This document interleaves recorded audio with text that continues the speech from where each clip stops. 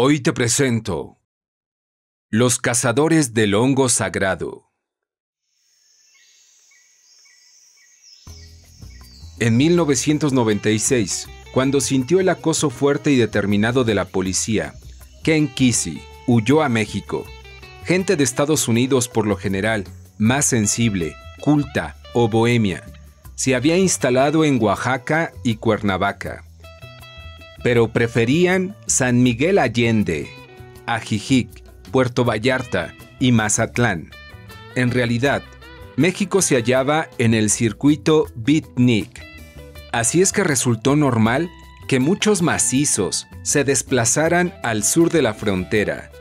No solo contaba la atracción física y mítica del país, sino el hecho de que aquí estaban los hongos, el peyote, las semillas de la Virgen y, especialmente, excelente y baratísima marihuana. En 1966 se podía comprar 1 kilo de dorada sin semilla por 250 pesos, $20, y un viaje de hongos costaba 25, o sea, $2. Por si fuera poco, en su rechazo al orden existente, los hippies se alejaban de los centros urbanos y buscaban sitios naturales de gran belleza, de preferencia ricos en alucinógenos. Así llegaron a Huautla, Real de 14, Los Cabos, Vallarta, Yelapa, Barra de Navidad, Manzanillo, Acapulco, Puerto Escondido, Puerto Ángel, Zipolite y San José del Pacífico, además de San Cristóbal de las Casas, Oaxaca, San Miguel Allende, Ajijic y, al menos de paso, la Ciudad de México. Esta silenciosa invasión, en realidad, se inició desde que Wasson publicara en Life su artículo sobre los hongos en 1957. Él mismo ya había empezado las expediciones fúngicas desde que se encargó de llevar a sus colegas a Huautla. Muy pronto, otros investigadores emprendieron el viaje ritual a la Sierra Mazateca. No faltaron los periodistas, como Luis Suárez, quien escribió sobre el pueblo mágico en la revista Siempre, en 1962.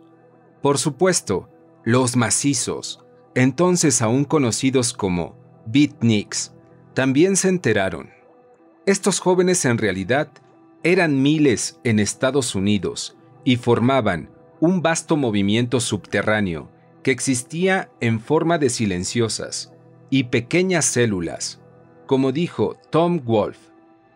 En esas épocas los alucinógenos eran muy difíciles de conseguir y muchos, con tal de probar los hongos, se lanzaban a Huautla a pesar de las increíbles incomodidades del camino. Una brecha angosta, rudimentaria, rodeada de precipicios, que en el verano, el tiempo de hongos, resultaba una prueba rudísima para cualquier vehículo. Estos tardaban de 8 a 10 horas de Teotitlán a Huautla. En verdad, había que hacer un gran esfuerzo para conocer la carne de Dios. Álvaro Estrada, biógrafo de María Sabina y nativo de Huautla, cuenta que los primeros pre-hippies llegaron al pueblo en 1962. Antes ya habían estado los investigadores, pero los nuevos visitantes eran gringos jóvenes que vestían ropas de colores llamativos y guaraches, fumaban marihuana, quemaban incienso, hacían meditación y eran muy liberales en su moralidad.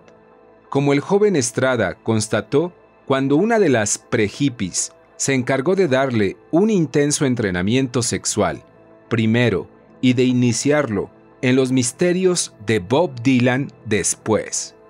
A partir de entonces, llegaron más y más macizos gabachos, que rentaban cabañas y se instalaban por periodos prolongados.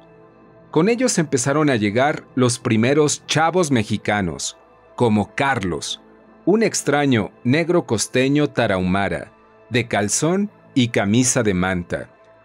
que venía a ser uno de los primeros guías de turistas psicodélicos. En 1964, el flujo de visitantes había aumentado notablemente y muchos de los pre-hippies se instalaban en Puente de Fierro, un sitio paradisiaco con un río, pozas, cascadas y vegetación expansiva a unos kilómetros del pueblo. Los macizos, de preferencia, instalaban sus cabañas o tiendas a un lado de los sitios donde brotaban los hongos y, por supuesto, se los comían, primero de noche, pero después también de día, y ya no solo en los bosques, sino que de pronto ya andaban circulando como zombies por las calles principales del pueblo.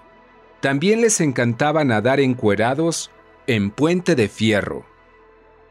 En un principio, los huautlenses vieron con curiosidad a esos hombres blancos y barbados tan estrafalarios, greñudos y bigotones, pero después se acostumbraron y les causaban indiferencia.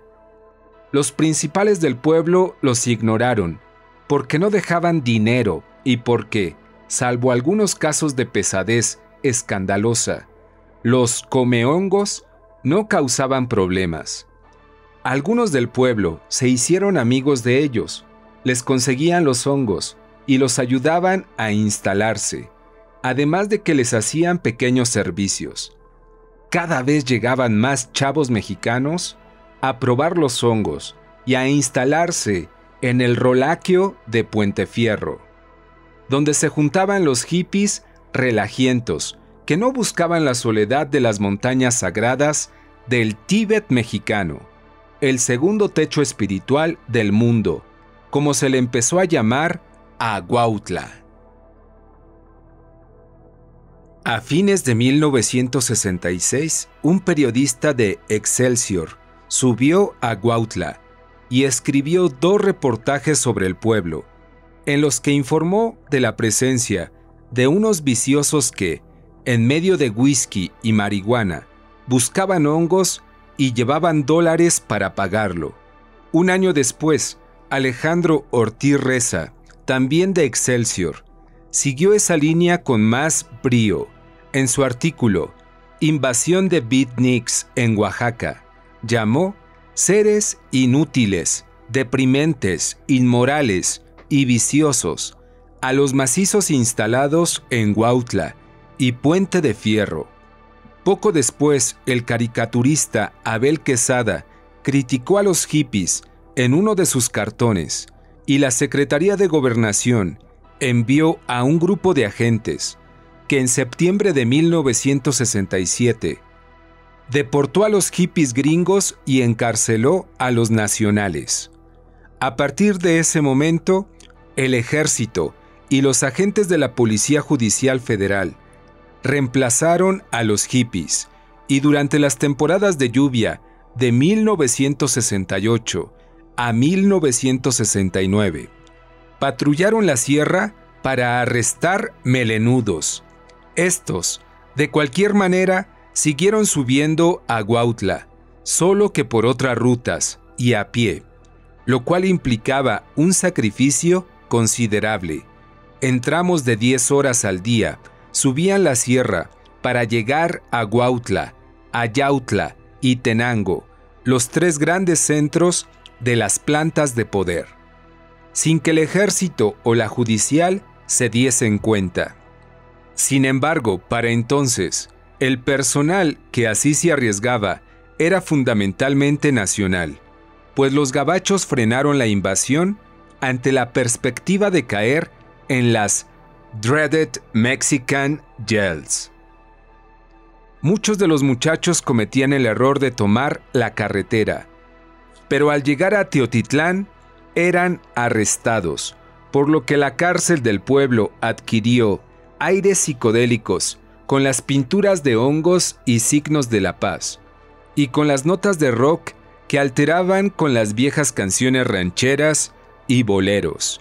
Otros alcanzaban a tomar el autobús, pero al llegar al pueblo ya los esperaban los policías o el ejército. Ante esto, Los hippies optaron por buscar nuevos paraísos psicodélicos y se desplazaron a las playas oaxaqueñas, especialmente Zipolite, donde se puso de moda la natación al desnudo. Por supuesto, hacia allá también se desplazaron el ejército y la policía. Muchas gracias por tu visita. No te pierdas el próximo capítulo. Los Hipitecas.